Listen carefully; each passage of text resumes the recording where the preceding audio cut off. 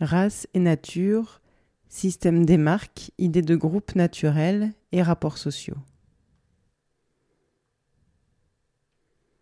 Grand 1. La notion de race ou de groupe naturel, entre guillemets. Petit 1. La notion de race. Qu'en est-il? Qu'est-ce que cette notion d'évidence, ce donné de la nature, entre guillemets? Un fait historique, banalement, un fait social. Je dis bien l'idée de race, la croyance que cette catégorie est un phénomène matériel. Car voilà une formation intellectuelle hétérogène, un pied dans les sciences naturelles, un pied dans les sciences sociales. D'une part, un ensemble de caractères somatiques ou physiologiques, en somme, la race telle que la conçoivent les anthropologues physiques et les biologistes. De l'autre, un ensemble de caractères sociaux, exprimant un groupe, mais un groupe social d'un type spécial, un groupe perçu comme naturel, un groupe d'hommes considéré comme matériellement spécifique dans son corps. Cette naturalité peut être considérée comme fondamentale par certains, un groupe naturel dont la nature s'exprime et s'épanouit en caractéristiques sociales. Ou aussi bien, elle peut être considérée par d'autres comme un fait secondaire, un groupe social par ailleurs naturel. De toute façon, en l'état actuel des opinions, cette naturalité est toujours présente dans l'approche que pratiquent les sciences humaines de ce que le système social a cristallisé et exprimé sous le nom de race, entre guillemets. Apparemment donc, tout est simple. Une approche purement matérielle des caractères observés d'un côté, de l'autre, une approche mixte, plus intéressée aux traits socio-symboliques qu'aux traits somatiques, tout en gardant ces derniers présents à l'esprit, en fond de tableau en quelque sorte. Mais nulle opposition profonde entre les deux approches, il s'agit bien de la même chose dans les deux cas. Et l'équilibre paraît assuré entre le renvoi des formes physiques aux sciences naturelles et le renvoi des formes sociales aux sciences de l'homme classiques.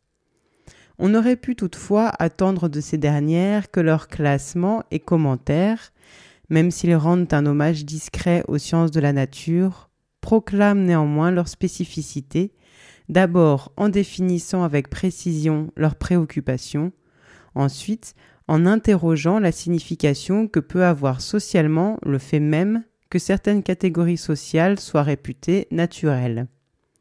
En fait, les sciences humaines sociales sont fascinées par les sciences de la nature, où elles espèrent trouver un modèle méthodologique, ce qui prête, c'est le moins qu'on puisse dire, à discussion, mais où également, et c'est là le plus grave, elles croient trouver une justification ultime.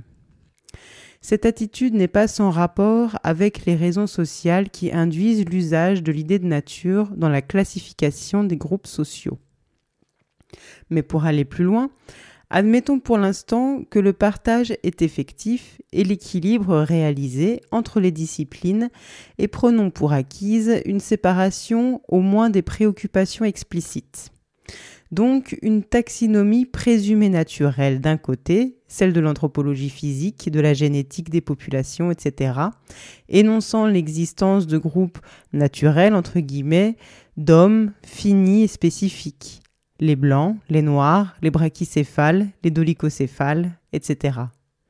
Et de l'autre, une taxinomie sociale, celle de l'histoire et de la sociologie, prenant en compte les caractères relationnels et historiques des groupes, les esclaves, la noblesse, la bourgeoisie, etc. Les deux types de classification pouvant se recouvrir ou non, avoir des zones communes ou n'avoir aucun point de rencontre.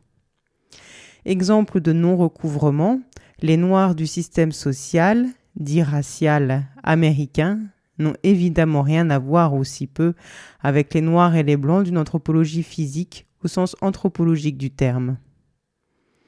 Exemple de recouvrement, les Blancs et les Noirs du système apartheid sont bien ceux mêmes que l'anthropologie désigne comme tels.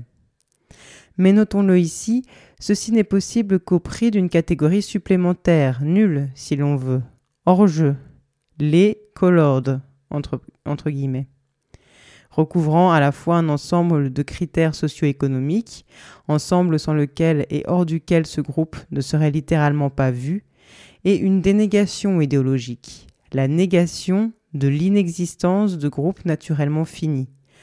La dénégation se construit ainsi. Premier temps. La position fantasmatique initiale postule qu'une frontière infranchissable sépare les groupes humains, que les races sont radicalement hétérogènes les unes aux autres.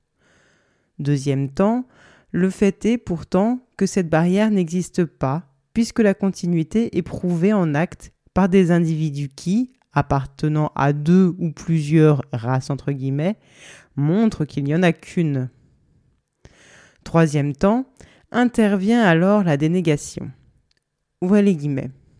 Je ne veux pas savoir qu'il n'y a pas de barrière, car j'affirme qu'il y en a une, et je considère comme nulle et non avenue toute contradiction à cette barrière. Je ne la vois pas, elle n'existe pas.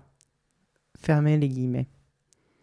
En d'autres termes, la constitution d'un groupe colored exprime qu'il n'est pas vrai qu'il n'y ait pas de frontière infranchissable entre noirs et blancs.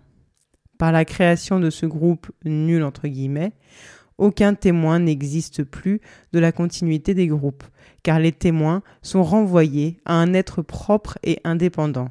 Cette classe, formée de gens appartenant en fait à l'un et l'autre groupe, est énoncée comme n'appartenant ni à l'un ni à l'autre, mais à soi-même. Et ainsi, le système proclame que les groupes humains sont naturels, que dans la mesure même de leur naturelle matérialité, on ne peut appartenir qu'à l'un ou l'autre de ces groupes, ou bien à quelque autre groupe, mais en aucun cas à l'un et l'autre. Or, le fait, cependant, est bien l'appartenance à l'un et l'autre, ou aux uns et aux autres groupes. Une première interrogation déjà peut naître. Les deux constats qui précèdent, que certains noirs sociaux sont blancs aux États-Unis, qu'un groupe appartient à l'un et l'autre groupe en Afrique du Sud, sont exactement le contraire de ce qu'implique l'idée de race elle-même, supposée être une catégorie naturelle fermée, et par là garantir le statut d'un groupe d'une façon fixe d'abord, héréditaire ensuite.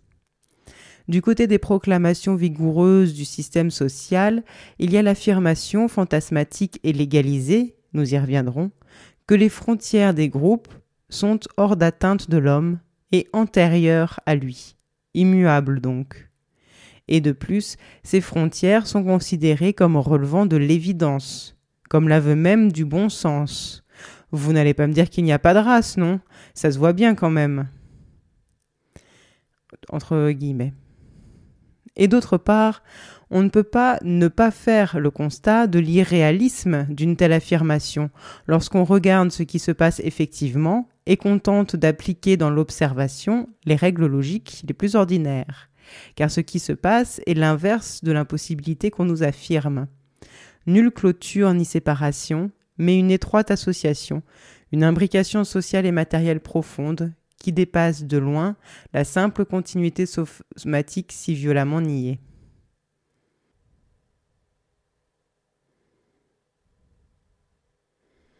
Petit 2. L'idée de groupe naturel. Imbrication matérielle, sociale, oui, car il n'y a de groupes présumés naturels que pour autant qu'ils entretiennent des relations telles qu'effectivement chacun des groupes est fonction de l'autre. Il s'agit en somme de rapports sociaux au sein de la même formation sociale. On ne se préoccupe guère d'affirmer la naturalité lorsqu'il y a des indépendances économiques, spatiales, etc. entre groupes quelconques. Seules des relations déterminées de dépendance, d'exploitation, amènent à postuler l'existence d'entités naturelles hétérogènes. La colonisation d'appropriation des hommes, tarifs d'esclaves, puis de main-d'œuvre et des terres, celles des 2 derniers siècles, l'appropriation du corps des femmes, et non de leur seule force de travail, ont induit la proclamation de la nature spécifique des groupes qui subissaient ou subissent ces relations. De fait, les groupes en présence sont un même groupe naturel si l'on accepte cette classification en termes de nature. L'idée sociale de groupe naturel repose sur le postulat idéologique qu'il s'agit d'une unité close, endodéterminée, héréditaire, hétérogène aux autres unités sociales. Cette unité, toujours sociale empiriquement, est supposée se reproduire elle-même et en elle-même. Tout ceci repose sur la fine trouvaille que les blancs donnent des blancs et les noirs des noirs, que les premiers sont des maîtres et les seconds des esclaves, que les maîtres donnent des maîtres et les esclaves des esclaves, etc. Et qu'il ne peut rien se passer, et qu'il ne se passe rien, en fait, qui trouble cette impeccable logique. Les enfants des esclaves sont esclaves, comme on sait.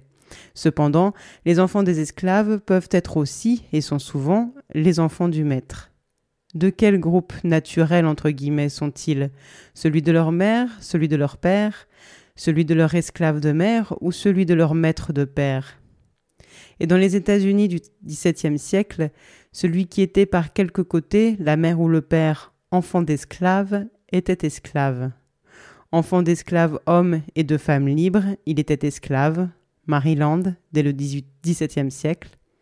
Enfant d'esclave femme et d'homme libre, il l'était également, tous les États esclavagistes. De quel groupe naturel, entre guillemets, sont-ils? On dit, cet argument est développé à propos des États-Unis, que l'enfant de la femme esclave était esclave parce qu'un enfant est difficilement dissociable de sa mère. Mais qu'en est-il de cet argument lorsque l'enfant esclave est celui d'une femme libre? S'il est indissociable de sa mère, ne devrait-il pas être libre? Au Maryland, une femme libre épousant un esclave voyait ses enfants naître esclaves. On ferait un pas de plus si l'on considérait les rapports sociaux de sexe en cette affaire. Il nous éclaire les rapports de race, théoriquement impliqués dans l'esclavage, mieux que des considérations sur la maternité entre guillemets.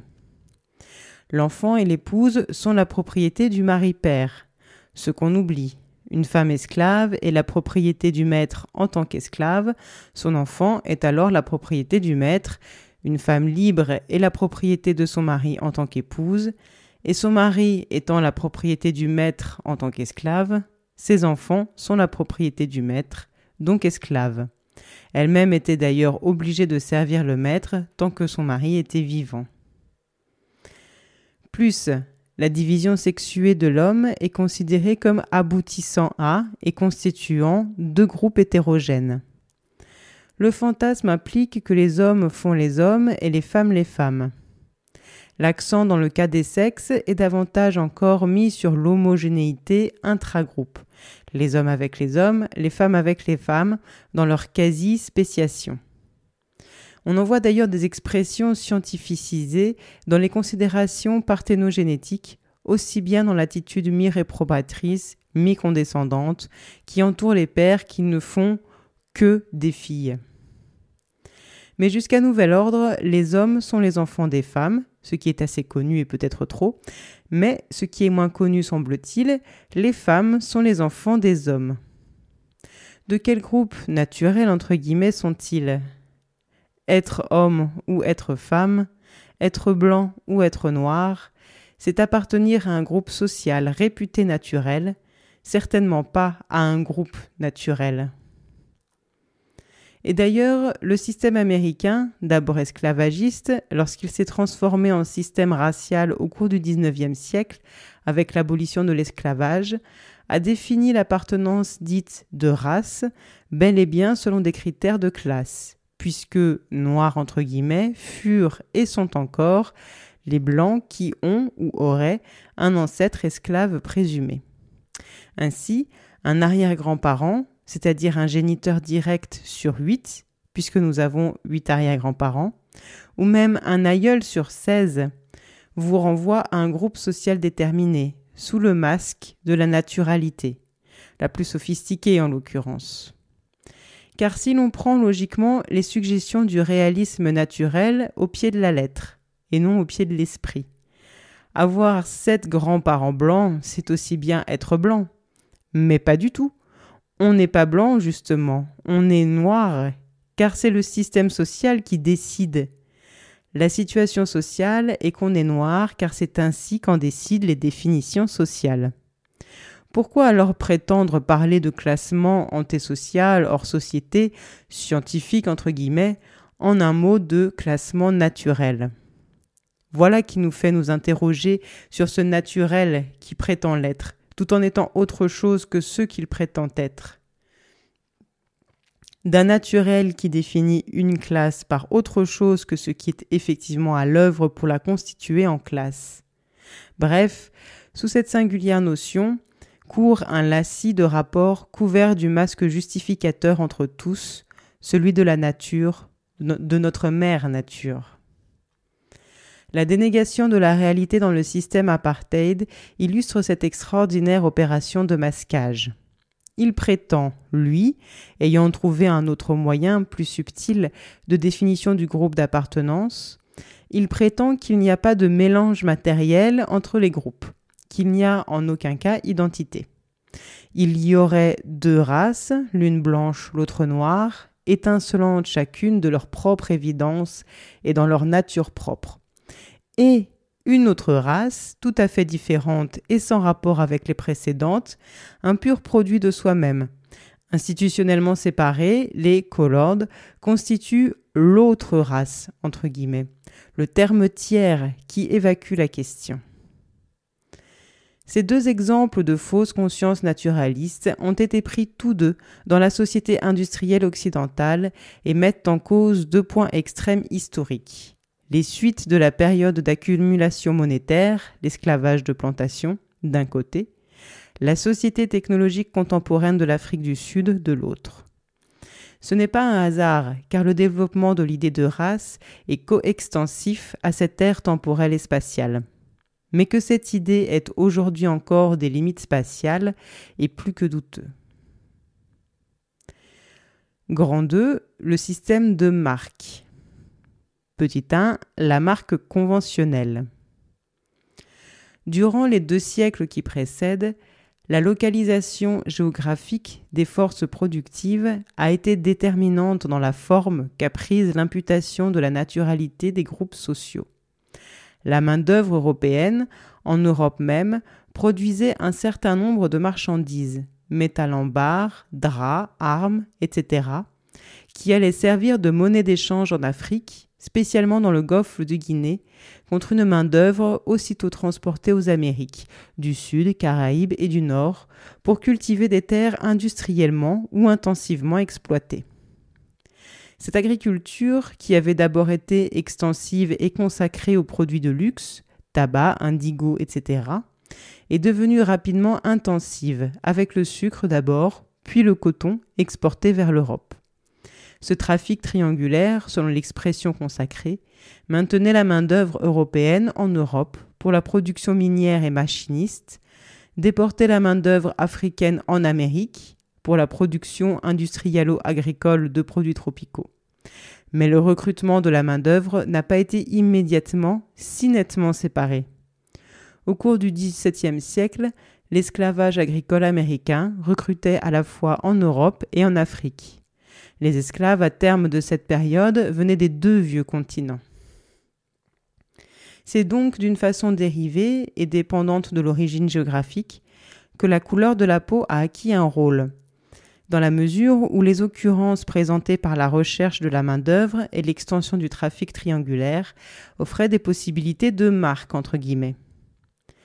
Car si l'idée de naturalité est moderne, inscrite dans la société industrialo-scientifique, il n'en est pas de même, par contre, du système socio-symbolique des marques apposées sur les groupes sociaux. Ce dernier système concerne une multiplicité de sociétés historiques et contemporaines. Il n'est pas lié, comme le système racial le sera, à la position de dominé en tant que tel. Il intervient en effet à toutes les places de la relation, dominante et dominée, encore qu'il y ait des spécificités de la marque selon ces places, que nous verrons. Distinct de l'idée de nature, et même en un sens contraire à celle-ci, puisqu'il témoigne de l'inscription conventionnelle et artificielle des pratiques sociales, le système des marques est présent depuis fort longtemps pour accompagner les clivages sociaux. Il existe toujours, bien qu'il ne soit pas toujours remarqué, et sous sa forme la plus constante, on le connaît trop pour le voir. Le fait que les hommes et les femmes soient vêtus différemment, avec des vêtements qui ne relèvent pas des mêmes techniques, le drapé subsiste partiellement dans le vêtement des femmes alors qu'il a disparu du costume des hommes, est un exemple de marquage qui perdure dans la connaissance générale. Pourtant, on connaît la différenciation costumière entre bourgeoisie et noblesse, de la période féodale au XVIIIe siècle, qui réserva à la noblesse le droit à la fourrure, aux bijoux, aux couleurs vives et aux tissés métalliques, et fit un quasi-monopole du noir à la bourgeoisie. Cette distinction a disparu, en même temps que la classe noble se fondait dans la bourgeoisie au cours du XIXe siècle, après les révolutions bourgeoises. Ces dernières, en abolissant les interdits dans l'habillement, sont à l'origine des costumes paysans dits « régionaux », entre guillemets, où la couleur, les dentelles, les broderies traduisent un droit nouvellement acquis. On sait que durant le Moyen-Âge, les membres des religions non dominantes portaient une marque vestimentaire, telle que le chapeau pointu jaune ou la rouelle, selon région et époque pour les Juifs, la croix jaune pour les cathares. Les nobles marquaient leurs divers groupes familiaux, groupes que l'on nommait alors, au XVe et du XVe au XVIIIe siècle, des races, par des armes, représentations qui se portaient sur des objets amovibles. Harnachements, boucliers et armures, voitures, domestiques, objets parmi d'autres, tableaux ou sur leurs immeubles, frontons, portes, etc. Au XVIe et au XVIIe siècle, les galériens, les déportés aux îles, puis les esclaves jusqu'au XIXe siècle, étaient marqués par un signe inamovible, lui, inscrit directement dans le corps. Marquage physique des esclaves aboli en 1833 pour la France. Comme au XXe siècle l'ont été les déportés de la société nazie, comme cette même société avait, avant leur extermination, imposé un insigne d'étoffe aux Juifs. Les militaires et les balayeurs, entre autres, aujourd'hui, ont un uniforme, on le sait. On a oublié qu'il y a peu de temps, au XIXe siècle, raser sa barbe était pour un homme signe de domesticité. La tonsure des prêtres catholiques, les anglaises des très orthodoxes mosaïstes, les cheveux longs des femmes et courts des hommes étaient ou sont encore de ces multiples signes et marques superficiels ou inscrits dans le corps et dont la liste serait fort longue, qui exprimaient et imprimaient l'appartenance à un groupe social défini.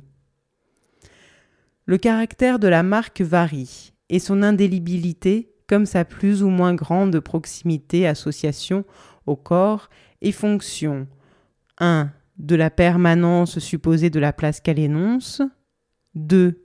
Du degré de dépendance qu'elle symbolise éventuellement, la condamnée sous l'Ancien Régime, le concentrationnaire contemporain, l'esclave américain, portait la marque sur le corps, numéro tatoué ou marquage au fer. Signe de permanence du rapport de pouvoir. Le groupe dominant impose une inscription fixe à ceux qui sont dans sa dépendance matérielle.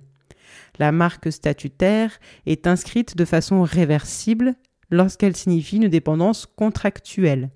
Accommodement corporel éphémère tel que le rasage de barbe ou non, domesticité, le port d'une perruque, mariage, la tonsure, vœux, la longueur des cheveux, etc. La marque par le vêtement, beaucoup plus labile en un sens, est sans doute le degré zéro de l'expression des appartenances d'État, ou si l'on préfère, de l'expression de la place dans les relations sociales. C'est dans la seule division des sexes que subsiste aujourd'hui, d'une façon permanente, la marque vestimentaire, car si on se met en uniforme professionnel, militaire ou autre, pour travailler, c'est-à-dire dans un temps déterminé et dans un espace limité, on est par contre, chaque fois que l'on est habillé et en n'importe quelle circonstance, en uniforme de sexe. Bref, l'idée de signifier visuellement les groupes présents dans une société n'a rien de récent ni d'exceptionnel. Petit 2, naturalisation du système de marque et développement de l'idée de groupe naturel. Mais l'idée de classer selon des critères somatomorphologiques est tout à fait datée et récente, le XVIIIe siècle. D'une association conjoncturelle entre rapports économiques et traits physiques naissait un nouveau type de marque, la couleur entre guillemets, qui a connu une grande fortune, et des développements ultérieurs le feront passer du statut traditionnel d'emblème à celui de signe d'une nature spécifique des acteurs sociaux. On a commencé alors à fabriquer des taxonomies qui seront ensuite progressivement qualifiées de naturelles. Cette naturalité n'était pas évidente au départ, où le souci formel l'emportait sans conteste. Les taxonomies se sont transformées en système de classement à marque morphologique, où cette dernière est supposée précéder le classement, alors que les rapports sociaux ont créé le groupe sur lequel la marque va, en raison même du rapport social, être vue et attachée. Les taxonomies, ainsi, ont servi d'ancrage au développement de l'idée de race. Mais ce n'est que peu à peu que l'endodéterminisme se développe sur le schéma de la marque, tout à fait classique en son début. Quoi qu'il en soit, la marque morphologique ne précède pas davantage le rapport social que ne le font l'inscription au fer rouge ou le tatouage d'un numéro.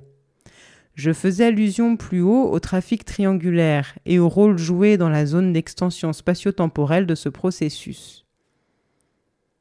À la fin du XVIIe siècle et au début du XVIIIe siècle, la captation de main-d'œuvre pour les Amériques, limitée à une région du monde, le golfe de Guinée et l'Afrique de l'Est, à l'exclusion de l'Europe, joue un rôle de catalyseur dans la formation de la notion de race, et ceci par le biais de la classique marque. Les hasards de l'histoire économique fournissent en cette occurrence une forme ready-made, mais précisément, le processus de prélèvement des esclaves était déjà en cours depuis un siècle environ, lorsqu'interviennent les premières taxonomies qui incluent des caractères somatiques. La marque suivait l'esclavage et ne précédait nullement le groupe des esclaves. Le système esclavagiste était déjà constitué lorsqu'on s'est avisé d'inventer les races. Et ce système se développait à partir de toute autre chose que l'apparence somatique de ses acteurs. Il est navrant de voir tant de bons esprits, à cette époque comme aujourd'hui, s'interroger sur les raisons qui pourraient exister de réduire les Noirs en esclavage, entre guillemets. Le mépris, pense-t-il, la visibilité, que sais-je encore. Mais nul Noir ne fut réduit en esclavage. On faisait des esclaves, ce qui est bien différent. Toutes ces étranges raisons sont recherchées et avancées comme si être noir existait en soi, hors de toute raison sociale de construire une telle forme, comme si le fait symbolique s'imposait en lui-même et pouvait être une cause. Mais l'idée de réduire les Noirs en esclavage est une idée moderne qui n'est advenue que dans une conjoncture déterminée où le recrutement des esclaves, qui au départ étaient noirs et blancs, s'est focalisé. On faisait des esclaves n'importe où on le pouvait et en fonction des besoins. Puis, à un certain moment historique, progressivement à la fin du XVIIe siècle, en fait, les esclaves ont cessé d'être recrutés en Europe, car leur force de travail était désormais nécessaire sur place, avec le développement de l'industrialisation. Corollairement, il fut alors pris en totalité dans une région du monde déterminée et relativement limitée, constituant l'un des pôles du trafic triangulaire. Dans la période de recrutement euro-africain, il n'y avait pas encore, de système de marque autre que celui pratiqué pour cet usage, le marquage au fer. Donc, a fortiori, il n'y avait pas non plus de réflexion sur la nature somatophysiologique des esclaves. Cette réflexion, d'ailleurs, n'interviendra que postérieurement au marquage, par le signe somatique lui-même. Les taxonomies ont précédé les théories racistes. Grand 3, de la nature des exploités. Au cours du 19e et 20e siècle, il y eut, et d'ailleurs il y a encore, beaucoup de chercheurs en quête d'une naturalité des classes et des groupes exploités. Ainsi, la supposition et l'affirmation d'une particularité de la classe ouvrière en matière génétique et biologique, exprimée sous la forme d'une moindre intelligence, fut et reste un des points forts du discours naturaliste. Cette option est fort combattue, il faut le dire également, elle peut même être censurée. Toutefois, la censure n'intervient qu'en ce qui concerne la partie mâle, blanche, métropolitaine, de la classe exploitée. Toute censure ou hésitation disparaît dès qu'il est question de la partie femelle ou de la partie immigrée, ou de la partie néocolonisée, dans les rapports d'exploitation. La nature est la nature, n'est-ce pas ? L'obsession de la marque naturelle, proclamée origine des rapports sociaux, fonctionne aujourd'hui à coup sûr. Elle ne le fait pas avec la même facilité en toutes circonstances. Mais quels que soient les détours de l'argumentation, la marque naturelle est supposée être la cause intrinsèque de la place qu'occupe un groupe dans les rapports sociaux. En quoi elle s'éloigne, cette marque naturelle, de la marque vestimentaire ou inscrite dans le corps que connaissaient les sociétés prémodernes. Car la marque ancienne est connue comme imposée par les rapports sociaux, connue comme une de leurs conséquences, alors que la marque naturelle n'est pas supposée être une marque, mais être l'origine même de ces rapports. Ce seraient les capacités entre guillemets internes, donc naturelles, qui détermineraient les faits sociaux, ce qui revient à l'idée de déterminisme endogène dans les rapports humains, idée caractéristique de la pensée scientifique mécaniste. En somme, l'idée de groupe naturel moderne est la synthèse mouvante de deux systèmes. Le système traditionnel de la marque, purement fonctionnel en ce qu'il n'a aucune implication endogénique et qu'il n'est ni plus ni moins que le marquage du bétail. Et le système déterministe, archéoscientifique, qui voit dans un objet quelconque une substance, qui sécrète ses propres causes, qui est à elle-même sa propre cause. Pour ce qui nous intéresse, l'objet est ici le groupe social et ses pratiques sont censées être issues de sa nature spécifique. Par exemple, ouvrez les guillemets, c'est la nature des femmes que de nettoyer la merde, fermez les guillemets. Proposition qui se lit à peu près partout dans le monde, les femmes sont des femmes, c'est un fait naturel, les femmes nettoient la merde, ce que leur nature les y invite, et d'ailleurs, en fonction de cette spécialisation d'origine génétique, ça ne les dégoûte pas, elles, ce qui est bien une preuve que c'est, chez elles, naturel. De même, aux États-Unis, ouvrez les guillemets, c'est la nature des Noirs que de ne pas travailler, fermez les guillemets. Les Noirs sont noirs, c'est un fait naturel. Les Noirs sont chômeurs, c'est que leur nature les y porte. Et d'ailleurs, ils sont paresseux, eux, et ne veulent rien foutre, ce qui montre bien que pour eux, le chômage est naturel, etc. À ceci près que les femmes n'aiment pas la merde plus que les hommes, c'est-à-dire pas du tout, que les Noirs n'aiment pas moins travailler que les Blancs, c'est-à-dire pas davantage. Il s'agit là de procès d'intention purement subjectifs de leur état d'âme. En revanche, ce qui a trait aux pratiques effectives des groupes femmes et noirs, le nettoyage, le chômage, ce qui a trait aux faits est juste. Les femmes nettoient la merde et être noir condamne au chômage. Mais la relation entre les faits est fausse. L'idée spontanée de nature introduit une relation erronée entre les faits. Elle change le caractère même de ces faits, et ce dans une direction déterminée.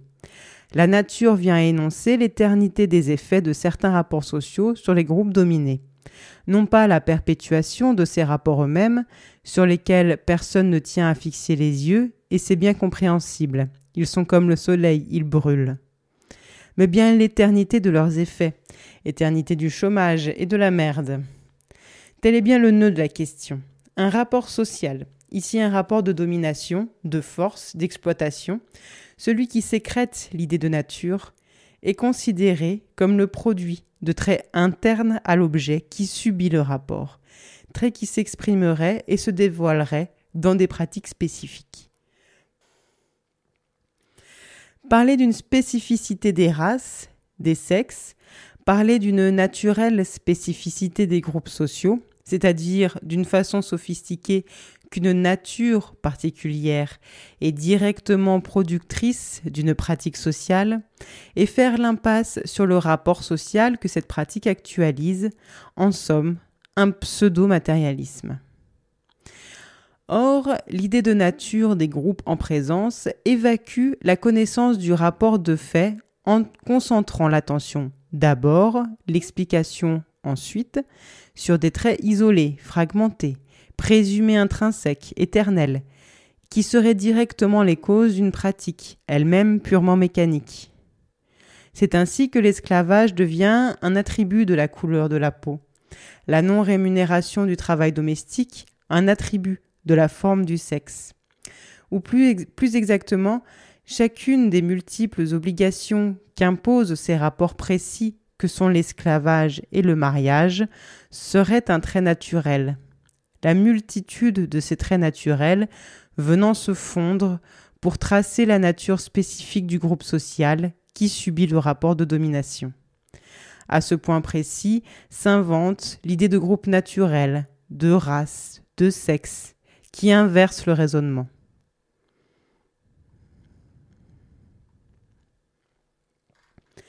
Grand 4. Forme actuelle de l'idée de nature dans les rapports sociaux. Des notions de race et de sexe, on peut dire qu'elles sont des formations imaginaires, juridiquement entérinées et matériellement efficaces. 3 points que nous allons successivement voir. Les groupes naturels, formation imaginaire, c'est le petit 1. Ce n'est certainement pas un hasard si les démonstrations classiques de la non-pertinence de la notion de race, je dirais d'ailleurs plus volontiers de la notion de groupe naturel, ont été faites sur des catégories naturelles peu distinguables, et chez lesquelles les vertus de la marque sont assez ambiguës et même totalement évanescentes. Sartre autrefois, dans ses réflexions sur la question juive en 1946, comme aujourd'hui Ruffier dans De la biologie et la culture en 1976, prennent le même objet pour étayer d'une façon immédiatement convaincante le fait que les races n'existent pas. Bien que leurs perspectives soient différentes, ils ont tous deux fait appel à un groupe, les Juifs, qui, quel que soit le temps et le lieu, ne se distinguent pas physiquement du groupe dominant. Montrer que la croyance en des caractères naturels de la socialité est illusoire, que cette croyance a été bâtie par une histoire contraignante, est certainement beaucoup plus aisé dans le cas où aucune diversion fallacieuse en termes d'évidence et de visibilité physique n'est possible. L'absence de critères visuels qui puissent appuyer une contre-attaque détenant de l'inscription naturelle des caractères sociaux aide considérablement dans une démonstration en elle-même extrêmement difficile. Mais est-ce au fond une si bonne politique ? Je ne crois pas qu'on puisse briser les idées préconçues et les croyances banales qui vont avec une belle et inattaquable unanimité dans le sens d'une solide et naïve croyance aux races et autres groupes naturels, par une argumentation raisonnable faisant appel à la suspension du jugement et à l'attente d'un examen des faits.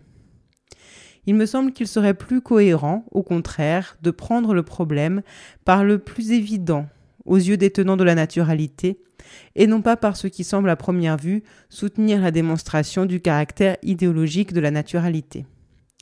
Le plus faiblement visible est un piège en ce domaine, car on ne se trouve pas dans un schéma classique de discussion où les termes du débat sont communs et les définitions approximativement partagées.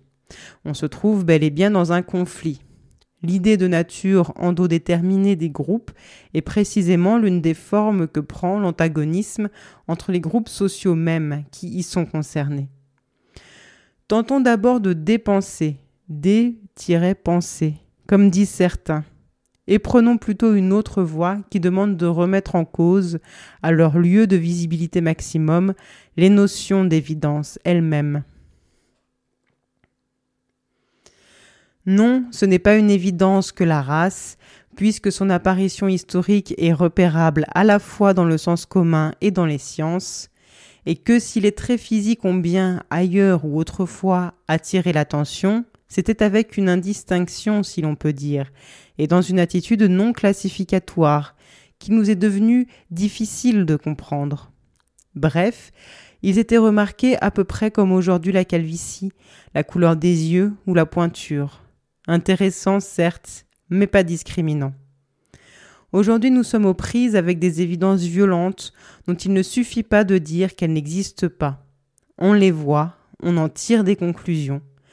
d'abord classificatoire et ensuite de nature, étape historiquement et analytiquement distincte, comme on l'a vu, par le passage de la marque conventionnelle à la marque naturelle, mais actuellement confondue, quasi syncrétique. De plus, ces conclusions classificatoires ne sont pas fausses, puisque les gens appartiennent bel et bien à un groupe social qui se définit par ses pratiques au sein d'une ou de multiples relations.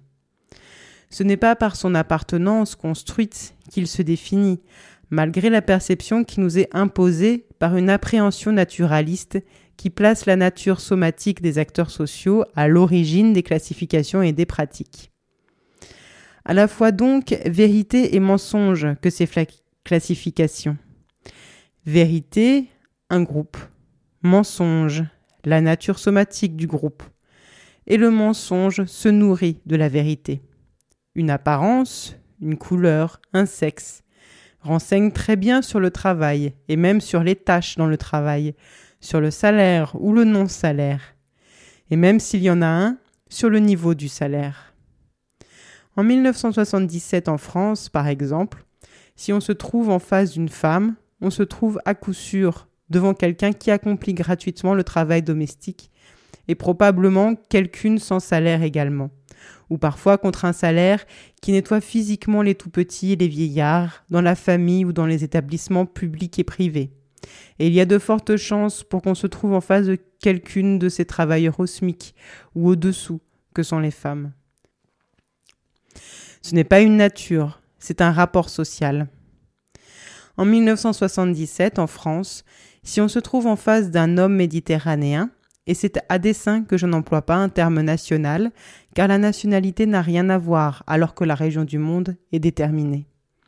On a de fortes chances de se trouver en face de quelqu'un de ces travailleurs avec un type de contrat spécifique, ou même qui risque de n'en avoir pas du tout, et peut-être même pas de permis de séjour, de quelqu'un qui fait davantage d'heures que les autres travailleurs, et ce, dans le bâtiment, les mines ou l'industrie lourde. Bref, en face d'un morceau du très constitutionnel et très structurel matelas de main-d'œuvre, que composent également les 46% de femmes qui ont accès à un travail salarié. En 1977, si on se trouve en face d'un Afro-Américain, homme ou femme, on a toutes les chances de se trouver en face de quelqu'un employé dans le tertiaire et spécialement les services, hôpitaux, transports, communications, et précisément quelqu'un employé dans le secteur public.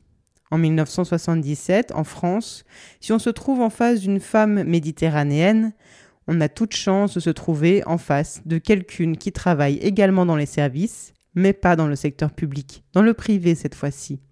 Privé individualisé, un patron en particulier, ou collectif, une société. Femme de ménage, concierge, employé de cuisine, etc.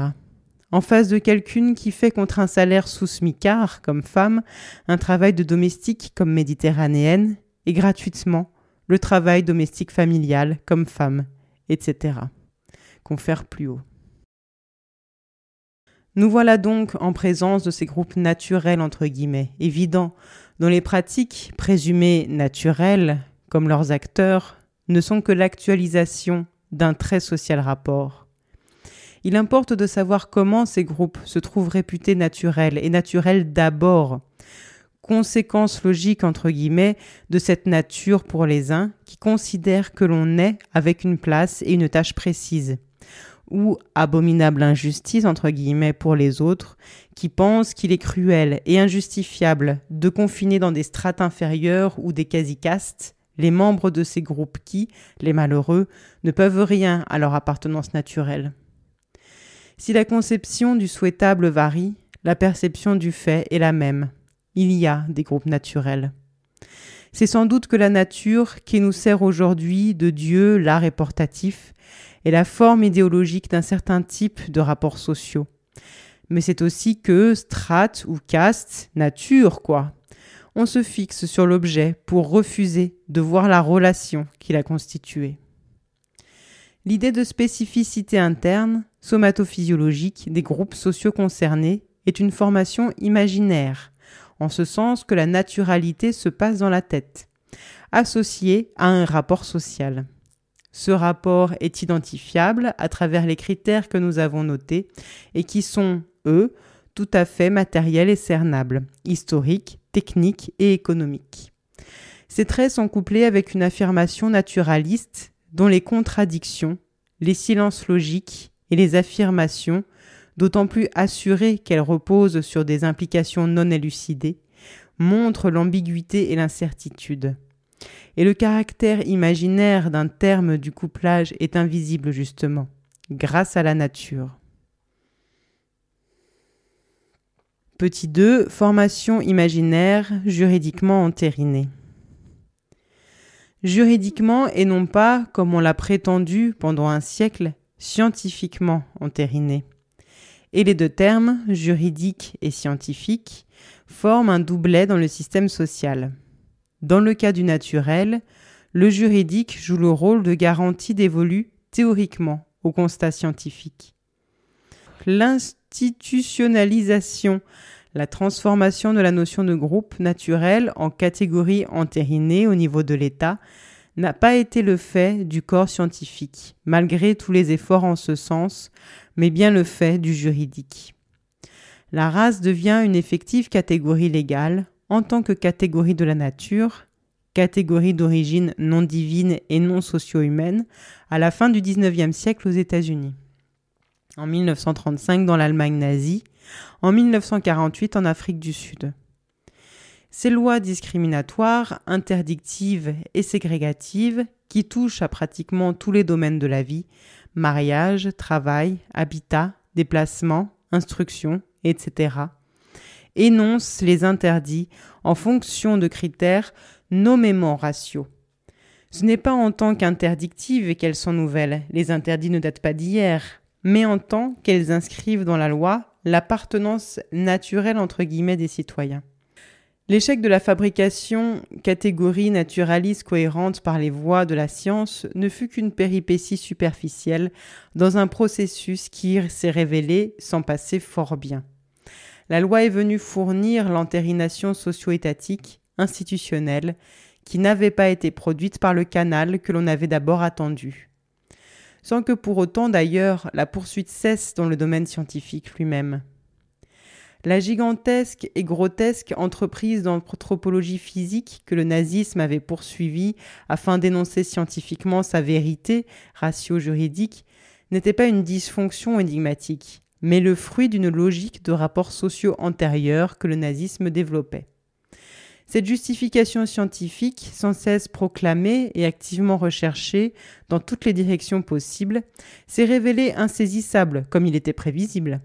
Et particulièrement insaisissable puisque, visant une fonctionnalité de la notion de race, on cherchait, pour une légitimation d'ordre naturel, à susciter des indices qui puissent coïncider avec une définition préalable des Aryens et Juifs selon le système nazi. Les délires sur la nature, raciale ou sexuelle, des groupes en présence atteignent dans le groupe dominant des volumes tout à fait considérables dans les périodes de conflits ouverts ou d'antagonisme explicite. Témoins les travaux sur les diverses races humaines dans les États-Unis post-esclavagistes, sur les Juifs dans l'Allemagne nazie, sur les particularités des chromosomes sexuels dans l'ensemble du monde industriel depuis les années 60, et sur la nature chimio-physiologique ou génétique de la déviance dans l'URSS contemporaine. Que ce soit aux États-Unis, dans la France colonisatrice, dans l'Allemagne nazie ou dans le système patriarcal transnational, il demeure impossible de prétendre, malgré des efforts où furent et sont investis des moyens considérables et de grandes énergies, que l'hétérogénéité humaine est démontrée ou démontrable. Catégorie légale donc et catégorie naturelle de la loi. Car ce n'est nullement parce qu'on quittait le domaine des sciences naturelles pour entrer dans le juridique qu'on renonçait à l'idée de nature, bien au contraire. Il s'agissait de la même nature et d'une garantie visant le même objet. La loi, plutôt que la science, venait servir de témoin et d'assurance à la fort utilisable conviction du caractère endodéterminé des groupes présents dans une société donnée. Ce transfert montre que la race est une catégorie propre des rapports sociaux, issue de ceux-ci et revenant les orienter. Les rapports de fait viennent s'exprimer dans une des formes superstructurelles possibles, institution juridique ou science. Petit 3, formation imaginaire, juridiquement entérinée, matériellement efficace. Les sciences sociales elles-mêmes entretiennent une relation d'une étrange ambiguïté, à la fois réticente et soumise, avec la notion de groupe naturel. Réticence en ce qu'elles n'admettent pas la thèse selon laquelle les races sont, en tant que catégorie naturelle, une cause efficiente, non médiatisée, des rapports sociaux. Les tenants de cette thèse se recrutant plutôt parmi les physiciens, les anthropologues physiques ou les psychologues. Soumises en ce qu'elles acceptent toutefois l'idée de catégorie naturelle, niait comme abstraite cependant des rapports sociaux, et pouvant quelque part avoir une existence pure. D'où une position intenable. Une abstention totale quant à l'idée de naturalité serait plus confortable. Mais l'implication idéologique de l'idée de nature et de groupe naturel qui en découle ne peut pas être éliminée des relations sociales où elle occupe, même si on répugne à le voir, une place centrale. Idéologiquement cachée, si l'idéologie se cache sous l'évidence, ce que je pense, la forme naturelle, qu'elle soit de sens commun ou déjà institutionnalisée, est au centre des moyens techniques dont usent les rapports de domination et de force pour s'imposer aux et garder l'usage des groupes dominés.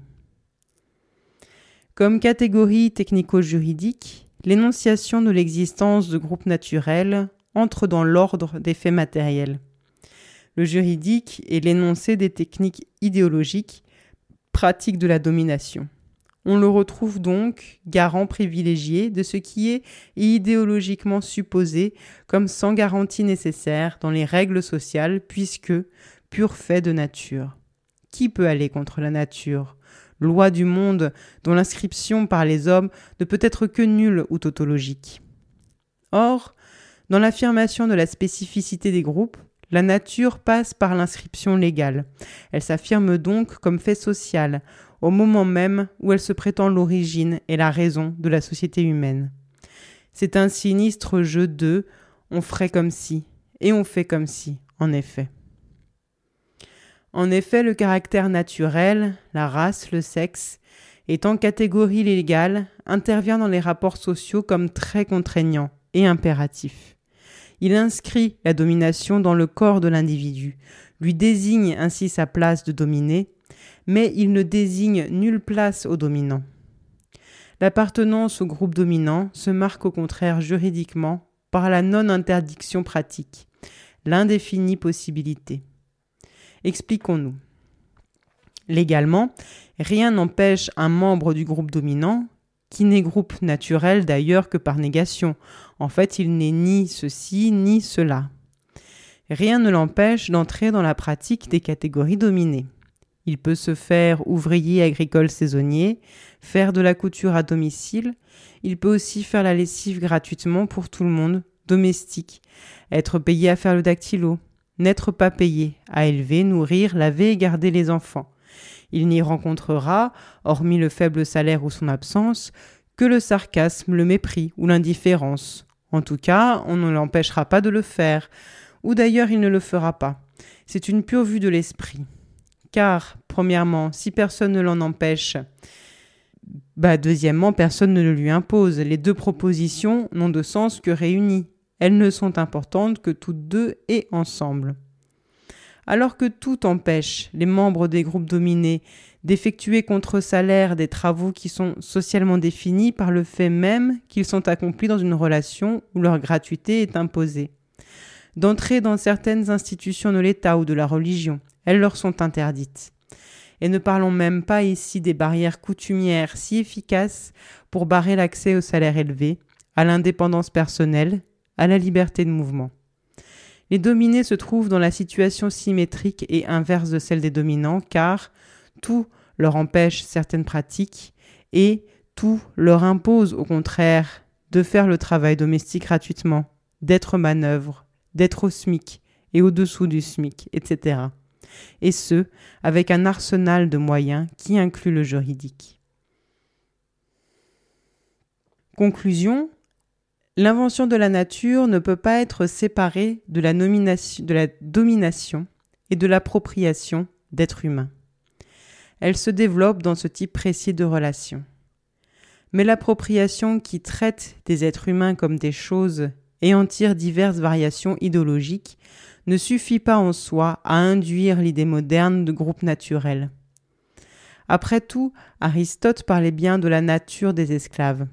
Mais ce n'était pas avec la signification que nous donnons aujourd'hui à ce terme. Le terme nature, appliqué à un objet quelconque, visait sa destination dans l'ordre du monde, ordre réglé alors théologiquement. Pour que naisse le sens moderne, il y faut un autre élément, un facteur interne à l'objet, celui de déterminisme endogène, qu'introduit le développement scientifique, viendra, en se joignant à la destination, former cette idée nouvelle, le groupe naturel. Car à partir du XVIIIe siècle, sensiblement, on cesse de faire appel à Dieu pour expliquer des phénomènes de la matière, et on introduit l'analyse de causes mécaniques dans l'étude des phénomènes physiques d'abord, vivants ensuite. L'enjeu d'ailleurs était la conception de l'homme, et le premier matérialisme sera mécaniste au cours de ce même siècle. Ce qui est énoncé sous le terme naturel est la pure matérialité des objets impliqués, alors rien de moins naturel que les groupes en question, qui précisément sont constitués par un type précis de relation, la relation de pouvoir, relation qui les constitue en choses, à la fois destinées à et mécaniquement orientées, mais bien qui les constitue puisqu'ils n'existent comme choses que dans ce rapport. Ce sont les rapports sociaux où ils sont engagés, l'esclave, le mariage, le travail immigré, qui les fabriquent tels à chaque instant. En dehors de ces rapports, ils n'existent pas. Ils ne peuvent même pas être imaginés. Ils ne sont pas des données de la nature, mais bien des données naturalisées des rapports sociaux.